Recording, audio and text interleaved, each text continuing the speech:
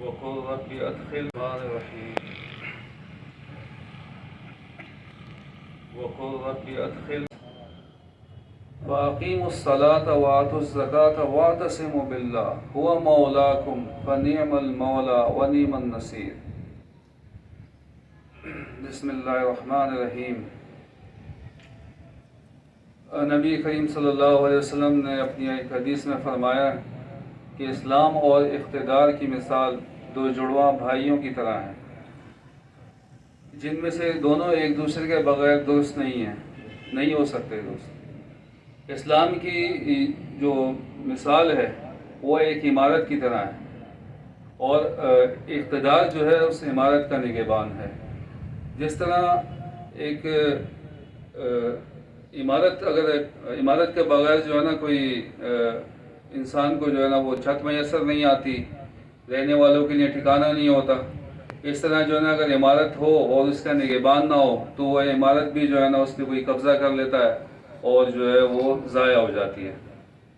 تو دونوں کو لازم اور ملزوم جو ہے نا دونوں کے فوائد جب ملیں گے جب دونوں اسلام بھی ہوگا اور اقتدار بھی ہوگا.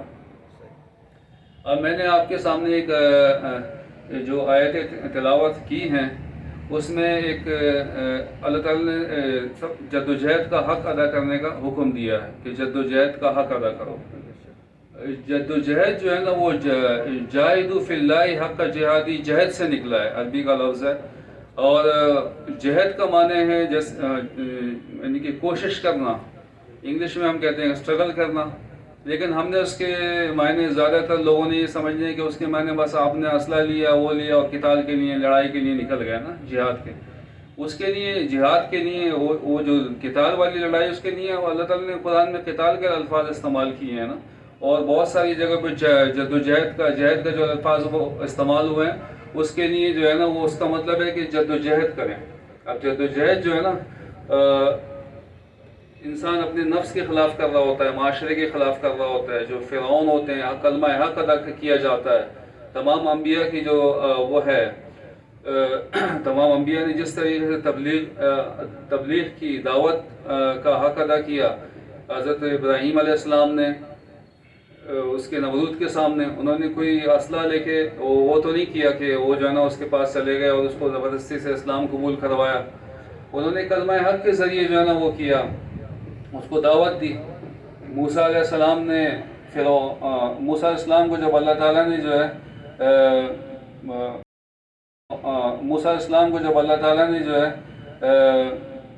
اللہ تعالیٰ نے موسیٰ علیہ السلام سے کلام کیا تو اللہ تعالیٰ نے ان کو حکم دیا کہ جاؤ فرعون کے پاس جاؤ اور میرا جو ہے نا پیغام اس کے پاس پہنچاؤ نا، اچھی طریقے سے پہنچاؤ فرعون کے پاس نا.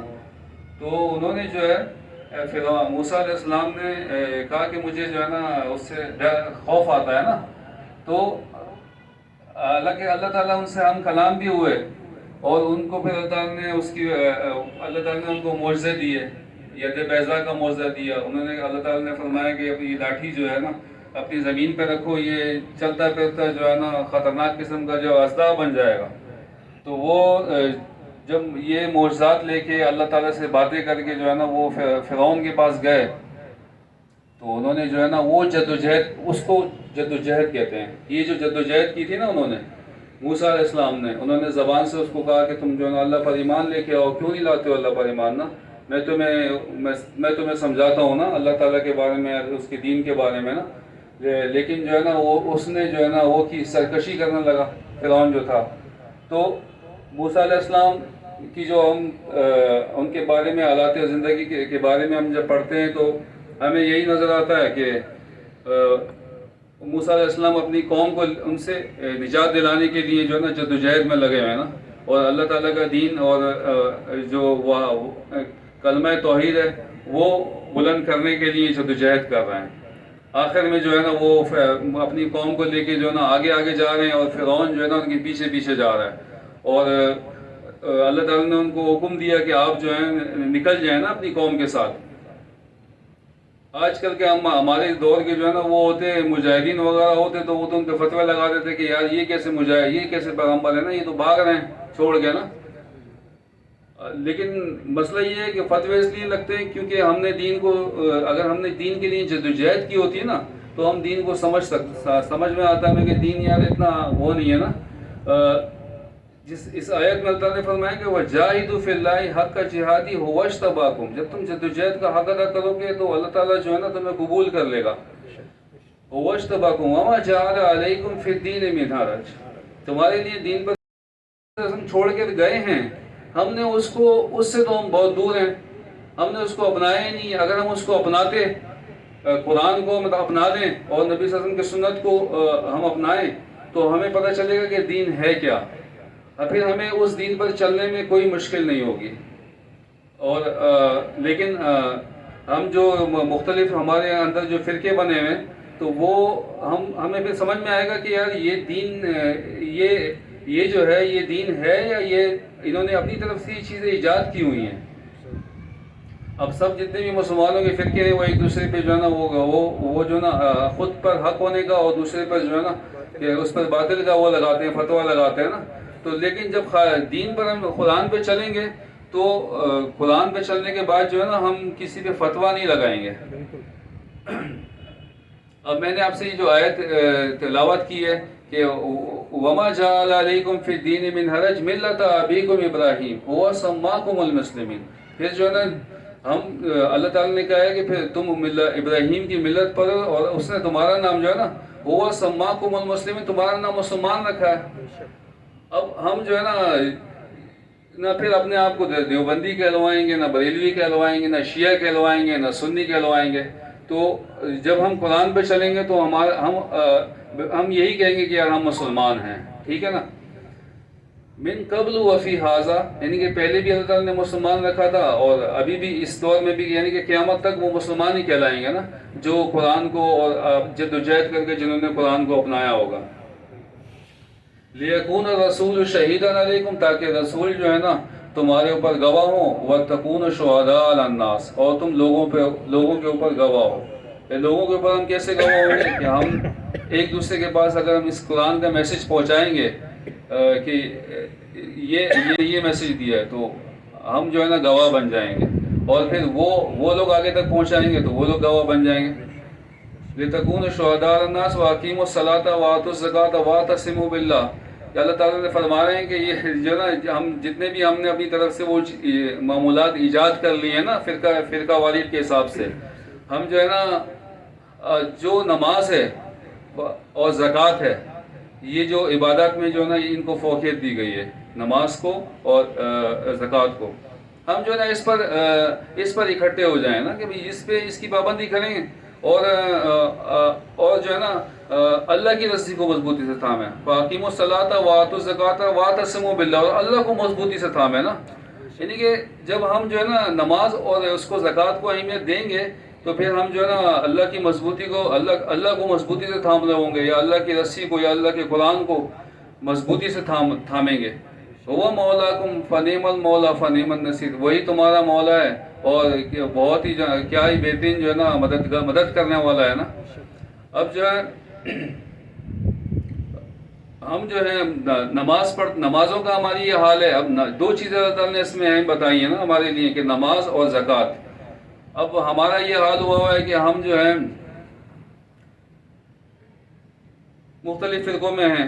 اگر شیعہ سنی کو جو ہے نا اپنی مسجد میں اپنی عبادات کی ادائیگی سے روک رہا ہوتا ہے, سنی شیعہ کو روکتا ہے. دیوبندی بریلوی کو اپنی مسجد میں نماز نہیں پڑھنے دیتا ہے, بریلوی دیوبندی کو نہیں پڑھنے دیتا ہے.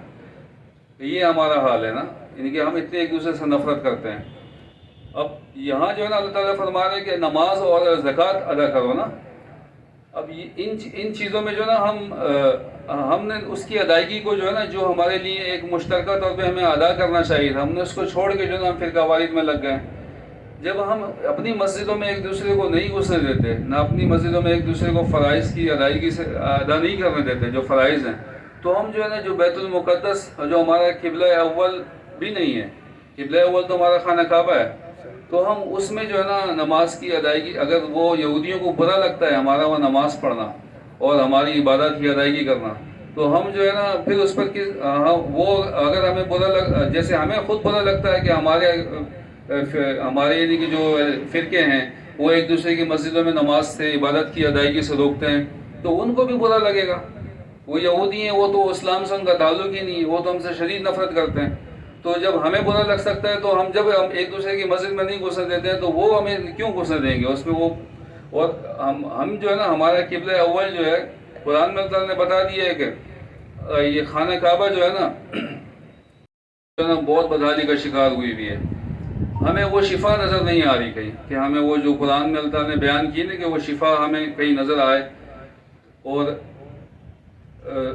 یعنی کہ ہم جو ہے بہت ہی برے حالات میں، ہمارے پاس جو ہے نا کوئی ہمیں ہماری تقلید کرنا بھی جو ہے نا وہ نہیں کرتا نا کوئی، نہ ہمارے خود ایسے اعمال ہیں کہ ہم جو ہے کچھ لوگوں کے لیے قابل تقلید بنے۔ لیکن اللہ تعالیٰ نے قرآن میں فرمایا ہے کہ یہ قرآن جو ہے نا لوگوں کے لیے شفا ہے۔ تو یہ شفا کب بنے گا؟ اس کا ہم جو ہے اپنی اسلامی تاریخ پر جب ہمارا یعنی کہ اسلام کا جب اقتدار شروع ہوا، ہم اس طرف ہم اپنی نظر ڈالیں تو نبی کریم صلی اللہ علیہ وسلم پر جب قرآن کی آیات نازل ہوئیں اور آپ صلی اللہ علیہ وسلم کو اللہ تعالیٰ نے جو ہے نا مکے میں جب ان کو مخالفت شروع ہوئی تو ان کو اللہ تعالیٰ نے ہجرت کا حکم دیا۔ تو نبی کریم صلی اللہ علیہ وسلم نے وہاں سے ہجرت کی، جو ان کا آباء و اجداد کا گھر تھا وہاں سے نبی کریم صلی اللہ علیہ وسلم نے ہجرت کی، اور جو خانہ کعبہ جو ان کا قبلہ اول تھا، جو ان کے آباء و اجداد کی جگہ تھی، اس کو بھی چھوڑ دیا۔ لیکن اس چھوڑنے کی وجہ کیا تھی؟ تاکہ مسلمانوں کے عزت آبرو اور ان کا دین محفوظ رہے نا۔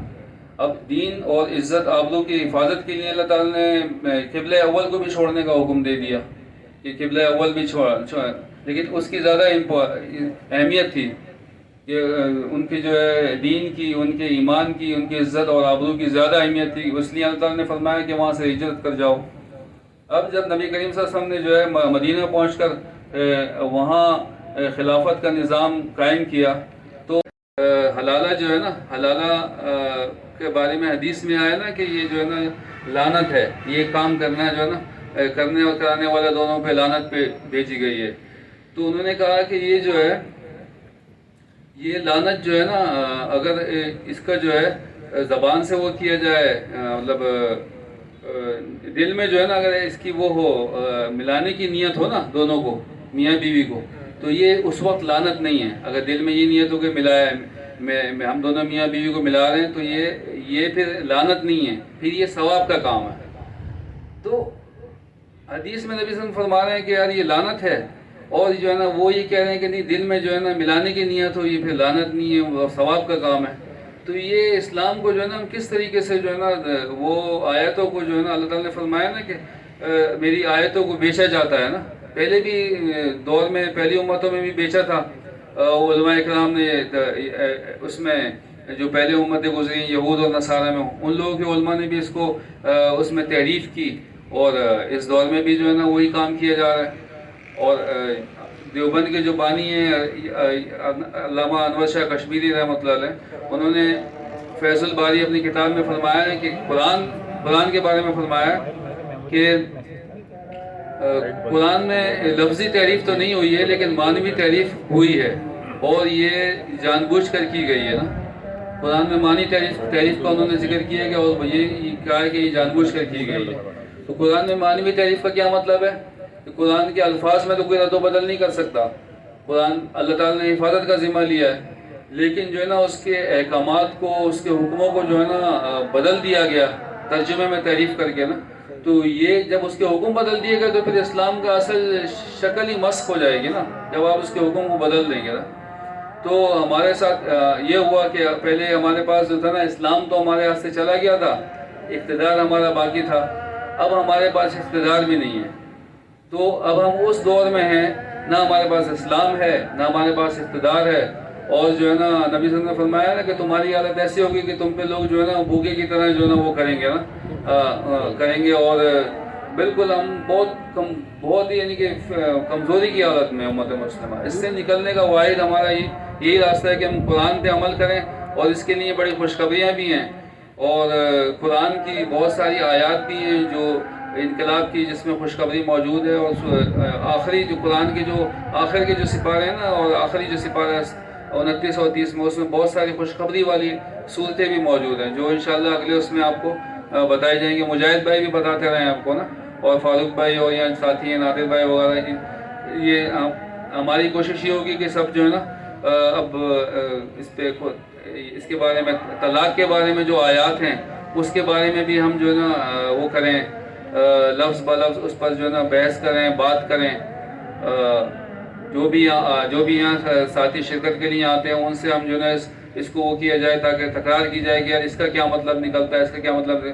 تو اس سے ہمیں یہ فائدہ ہوگا کہ ہم جو ہے نا ہمیں اس کے معنی بھی پتہ چلیں گے, اور ہم جب ہمیں خود سمجھ میں چیز آئے گی تو ہم آگے بھی اس کو پہنچانے کی کوشش کریں گے. جب خود سمجھ میں نہیں آئے گی تو ہم سن کے چلے جائیں گے اور اس کو آگے بالکل بھی نہیں پہنچائیں گے. میں خود بھی ایسے ہی تھا, مجھے کچھ بھی نہیں سمجھ میں آ رہا تھا پہلے. جب مجھے سمجھ میں آیا تو میں آپ کے سامنے سمجھانے کے لیے بیٹھا ہوں. ہو سکتا آپ یہ مجھ سے بہتر طریقے سے سمجھا دیں گے جب آپ کو سمجھ میں آئے گی. تو ہمارا اصل کام یہ ہے کہ اس قرآن کو جو ہے نا اس پر عمل کریں اور اس کو آگے تک پہنچائیں. اور اسلام اور اقتدار کا جو وہ ہے, وہ جو حدیث میں نے آپ کو سنائی ہے, اس کے لیے جو ہے ہم جدوجہد کریں کہ ہم جو ہے یہ قرآن کے احکامات پہ عمل کریں. جب تک ہم قرآن کو نہیں تھامیں گے تو ہم دنیا میں اسی طریقے سے جو ہے نا ذلیل و خوار ہوتے رہیں گے. وآخر دعوانا الحمدللہ رب العالمین. اب سوال جواب کا. اچھا, اس میں تھوڑا سا ہم تمام ساتھیوں کو یہ کہیں گے کہ جو باتیں ہوئی ہیں, اگر کسی کے ذہن میں کوئی سوال ہو تو وہ سوال کرے تاکہ کلیئر ہو جائے نا. تو اب میرے ذہن میں ایک سوال آ رہا تھا. اشارہ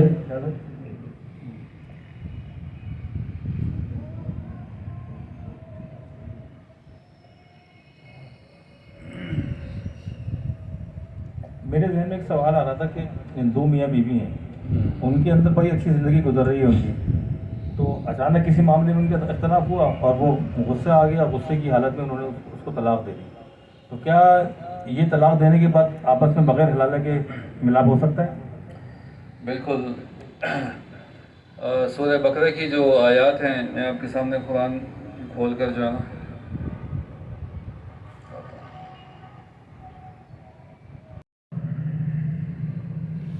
اس میں جو ہے نا سورہ بقرہ کی جو آیات ہیں اس میں اللہ تعالیٰ نے فرمایا کہ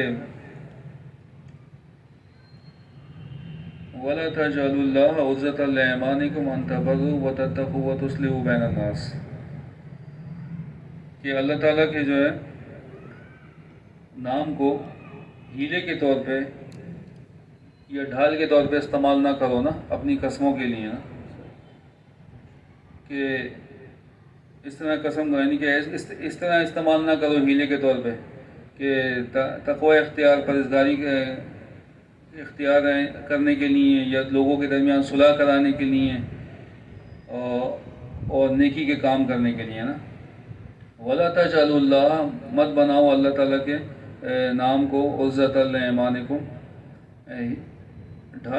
ڈھال مت بناؤ اپنی قسموں کے لیے. ان تبروا کے یہ کہ پرہیزگاری کا کام نہ کرنے, وتتقوا اور نیکی نہ کرنے اور پرہیزگاری کے کام نہ کرنے, وتصلحوا بین الناس, اور صلح نہ کرانے کے لیے لوگوں میں نا. اس کا یعنی کہ یہ اس آیت میں اللہ تعالیٰ واضح کر رہے ہیں کہ میرے نام کو ڈھال کے طور پہ استعمال نہ کیا جائے نا, کہ اللہ نے کہا ہے کہ اب جو ہے وہ صلح نہیں ہو سکتی ہے. اللہ نے کہا ہے کہ یہ چیز حرام ہو گئی ہے. یعنی کہ کسی کو یہ اتھارٹی نہیں ہے کسی بھی انسان کو کہ کوئی اللہ کا نام لے کے یہ وہ اختیار استعمال کرے کہ یہ اللہ نے کہا ہے نا اپنی طرف سے نا. اگر جو بھی کہنا ہے وہ قرآن میں جو اللہ تعالیٰ نے یعنی کہ واضح آیات اللہ تعالیٰ نے نازل کی ہیں اس کے مطابق آدمی بات کرے نا, کوئی بھی بات کرے اس پر عمل کرے نا, اپنی طرف سے کوئی چیز ایجاد نہ کی جائے نا کہ یہ ہم نے خود سے اخذ کر لی, خود سے بنا لی اور اللہ کا نام دے دیا نا کہ یہ اللہ تعالیٰ نے کہی ہے نا. اب اس میں اللہ تعالیٰ تصلحوا بین الناس کی بات کر رہا ہے نا کہ لوگوں کے درمیان صلح کرانے کے لیے نا. اب طلاق کی آیات کے مقدمے میں شروع میں اللہ تعالیٰ یہ آیت بیان کر رہے ہیں کہ تصلحوا بین الناس. تصلحوا بین الناس کا مطلب لوگوں کے درمیان صلح کرانے کے لیے اللہ کے نام کو ڈھال کے طور پہ استعمال مت کرو نا کہ صلح نہیں ہو سکتی ہے. ہاں, اس کا کیا مطلب ہے کہ صلح نہیں ہو سکتی ہے, بس اللہ نے کہا ہے کہ صلح نہیں ہو سکتی ہے. بھئی اللہ نے تو کہا ہی نہیں ہے کہ صلح نہیں ہو سکتی ہے. اللہ نے تو قرآن نے کہا, جہاں بھی کہا ہے کہ صلح کرو, جھگڑا قتال کو ختم کرو, لڑائی جھگڑا, یعنی کہ جو سب سے بہترین انسان وہ ہے جو لوگوں میں صلح کرائے. اور حضرت امام حسن نے مسلمانوں کی 2 جماعتوں کے درمیان صلح کروائی تھی. حضرت علی اور ان کے حضرت امیر معاویہ کے درمیان جو اختلافات تھا انہوں نے دست برداری کا اعلان کیا تھا. تو صلح کو اللہ تعالیٰ پسند کرتے ہیں. اور تو اللہ تعالیٰ نے کہا کہ اللہ کے نام کو اب صلح جو ہے نا، صلح میں 2 افراد کی صلح بھی ہے اور میاں بیوی کی صلح بھی ہے. اب یہاں چونکہ اگلی آیات جو آگے بتائی جا رہی ہیں وہ طلاق کے حوالے سے بتائی جا رہی ہیں، تو میاں بیوی کے درمیان جو ہے نا اس کا تعلق ہے کہ بھئی اللہ کے نام کو میاں بیوی کے درمیان صلح کے لیے استعمال نہیں کرنا ہے کہ صلح ہو سکتی ہے، اللہ نے کہا ہے، اللہ نے کہا نہیں ہو سکتی ہے. اللہ نے جو کہا ہے وہ اللہ تعالیٰ نے جو ہے نا آیات بتا دی ہیں آگے. اب اللہ نے کیا فرمایا کہ لا یؤاخذکم اللہ باللغو فی ایمانکم ولکن یؤاخذکم بما کسبت قلوبکم واللہ غفور حلیم. نہیں مواضع کرتا اللہ تعالیٰ